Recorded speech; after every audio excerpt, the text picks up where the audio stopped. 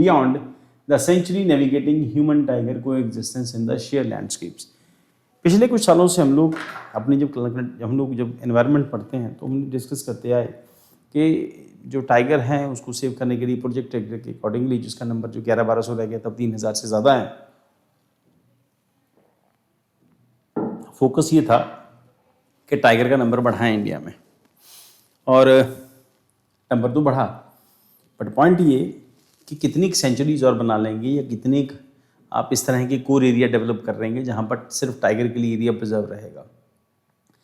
अब recently government का focus ये है कि टाइगर के साथ साथ को एग्जिस्टेंस ऑफ ह्यूमन बींग साथ साथ रखें और जंगलों के अंदर जो हर्बीवोरस हैं उनका नंबर बढ़ाओ, जंगलों को आबाद करो ताकि वो निकल के जंगल से निकल के शेर, टाइगर जितने भी हैं ये सब ये जो ह्यूमन जो सेटलमेंट्स हैं वहाँ तक नहीं पहुँचे। और लोगों को भी ये समझना चाहिए कि शेर हैं तो जंगल बचे रहेंगे, शेर हैं तो उस पूरे एरिया के अंदर जो एनवायरनमेंट है वो प्रोटेक्टेड रहेगा। हमारी जो बेसिक रिक्वायरमेंट आज की है वो जंगल है या फिर पेड़ है। लोगों ने खेती बड़ी करने के चक्कर में पेड़ काट डाले, जंगल बचे नहीं। अब उनको प्रिजर्व करने के लिए टाइगर एक सोर्स है, क्योंकि शेर के डर से लोग जंगल में नहीं जाते। शेर को अगर वहाँ का एनवायरनमेंट ठीक ठाक मिलता है, जंगल के अंदर ही एनवायरनमेंट ठीक ठाक मिलता है, उसको मारने के लिए, शिकार करने के लिए हर्बीवोरस जो घास खाते हैं उसको अगर जंगल में मिल जाते हैं फिर वो शहरों में क्या करने आएगा। तो कभी कभी हम लोग देखते हैं कि आवारा पशुओं की पालम है, आवारा पशुओं की पालम प्लेन की पालम है। अगर इसी प्लेन एरिया के साथ साथ किसी एरिया में एक प्रोटेक्टेड जंगल बनाते हैं जिसमें इस तरह के बाघ छोड़ दिया जाए या फिर जो तेंदुआ होता है उसको छोड़ दिया जाए, लेपर्ड है उसको छोड़ दें, तो फिर पॉइंट ये है कि वहाँ पर जो नंबर है वो प्रिजर्व रहेगा, फिर वो इधर भी नहीं आएंगे। जंगल प्रोटेक्शन ज़रूरी है, एनवायरनमेंट की सिक्योरिटी के लिए भी इसकी रिक्वायरमेंट है। ना कि नंबर बढ़ा है तो इसी को हम लोग डिस्कस करेंगे। उसके लिए लोगों को ट्रेन करना पड़ेगा। आपके यहाँ टूरिज्म भी आएगा, अगर चीते बाघ आएंगे तो उसको देखने के लिए लोग भी आएंगे, है ना, तो टूरिज्म भी डेवलप होगा, कई सारी और पॉजिटिव चीज़ें। तो प्रोजेक्ट टाइगर 1973 में लॉन्च किया था। रीज़न उसके पीछे ये था कि शेर सिर्फ 1411 या बाघ सिर्फ 1411 रह गए थे, अब 3682 हो गए, उससे भी ज़्यादा बढ़ गए होंगे। अब करंट रेलेवेंस क्या है, over 35 to 40% of the wild tigers now live outside designated tiger reserves, creating an urgent imperative to manage human wild life conflict. Otherwise लोग परेशान होकर शेर मारना शुरू कर देंगे, बाघ मारना शुरू कर देंगे, फिर प्रॉब्लम शुरू हो जाएगी।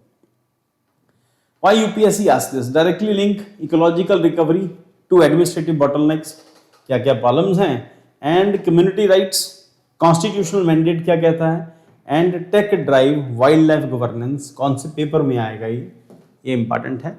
GS पेपर 3 के अंदर conservation environment impact assessment, GS 2 के अंदर governance policies and interventions, and GS 4 के अंदर एनवायरमेंटल एथिक्स के अंदर ही आएगा। इसका मतलब पेपर 3, पेपर 4 एंड पेपर 2 तीनों के लिए टॉपिक इंपॉर्टेंट हो जाता है। Why news, ministry of environment, forest and climate change has operationalised the tiger outside tiger reserve TOTR initiative. Tiger outside tiger reserve, जहाँ टाइगर के लिए रिजर्व एरिया है उसके बाहर टाइगर को पहुंचाना। Moving away from the traditional sanctuary centric fortress conservation, the pilot program spans 40 forest divisions across 9 priority states identified during the 22 All India Tiger Estimation to establish a proactive landscape level coexistence architecture। कुल मिला के ये कि आपको tiger और man की coexistence को develop करना है इस प्रोजेक्ट के अकॉर्डिंगली, जिसमें दोनों साथ साथ रह सकें। शेरों के लिए बार बार जंगल नहीं बनाए जा सकते, बड़ा एरिया रिजर्व नहीं किया जा सकता, तो इनकी कोएग्जिस्टेंस होगी। आपको बाघ को समझना है, बाघ आपको समझेगा, बाकी जंगल को आप समझ जाएंगे तो सब ठीक हो जाएगा। Protected area, saturation forces, sub adults and displaced adults to disperse through agricultural field and village fringes, converting ecological success into the human wild life conflict crisis. And अब यहाँ पर क्या है, प्रोटेक्टेड एरिया, सैचुरेशन फोर्सेस हैं, sub adults and displaced adults to disperse through agricultural field and village fringes, converting ecological success into the human wildlife conflict crisis। ठीक है। Next, strategic paradigm shift क्या कहता है, from century islanding to matrix conservation, the TOTR initiative formally moves conservation strategy away from the island of protection। island of protection को आप इसको highlight कर लेना, and strict reserve boundaries towards landscape level matrix management. It treats multi-use production, landscape, farm, tea estates, reserve forest as functional ecological habitats.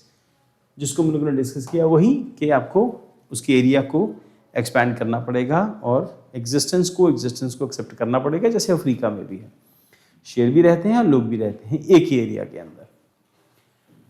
Data box facts meter, point ये है कि शेर की नेचर और टाइगर की nature में फ़र्क होता है। कहने के लिए दोनों ही शेर हैं, बट शेर की नेचर डिफरेंट होती है, यानी कि जो लायन होता है, और टाइगर की नेचर डिफरेंट होती है। टाइगर बहुत एग्रेसिव होते हैं लायन के कंपैरेटिवली।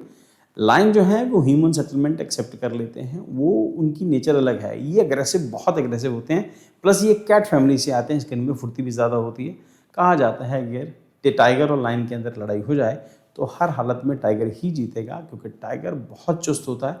शेर की जो गर्दन है या चेहरा है वही सिर्फ बड़ा होता है, पीछे से शेर इतना बड़ा नहीं होता, जबकि टाइगर बहुत बड़े होते हैं।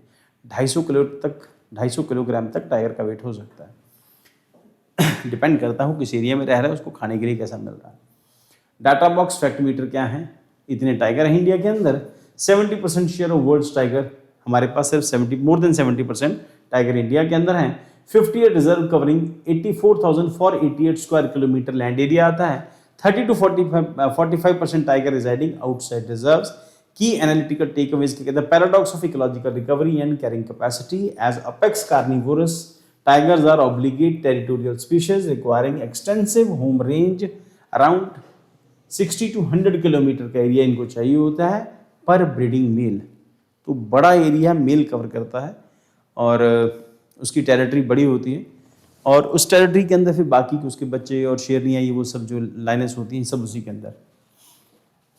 नेक्स्ट, कम्युनिटी एम्पावरमेंट क्या है? Citizens are frontline, co-conservation, top-down enforcement outside protected area is legally and practically impossible. Long-term coexistence hinges on the transforming rural villages into the victims of conservation into co-conservation and primacy stakeholders through participatory monitoring and equitable ecotourism benefit sharing.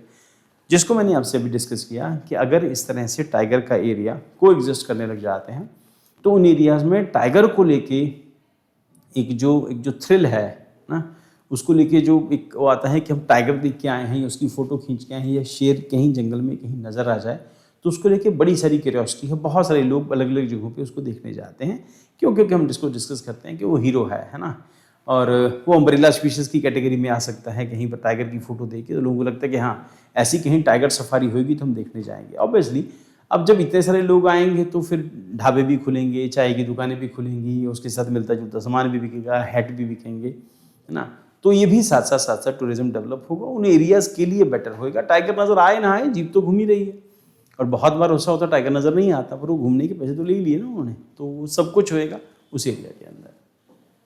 तो technological augmentation and non protected landscape है, integrating real time tracking, AI driven camera traps, thermal drone surveillance and predictive spatial modelling and enables early warning system for red conflict mitigation before encounters escalate into the public hostility and retaliatory killing. Normally लोग जब ऐसा भी होता है, शेर attack करता है, तो लोग रिटेलिएशन में शेर को मार डालते हैं। किसी के घर का मार दिया तो फिर पूरा गांव इकट्ठा हो गया, या डंडे मार दिए, उसको जो मिला मार दिया शेर को। अब ऐसा कुछ नहीं हो, इसके लिए कैमरा लगाए जा सकते हैं, ट्रैप्स लगाए जा सकते हैं, वार्निंग सिस्टम है, इलेक्ट्रिक वायर्स हैं, कई सारी चीज़ें जहाँ शेर को छोटा सा झटका लगे और फिर वो वापस मुड़ जाए। फिर ड्रोन्स भी हैं और कई सारी दूसरी चीज़ें जो लगाई जा सकती हैं ताकि कॉन्फ्लिक्ट नहीं हो मैन और टाइगर के बीच में।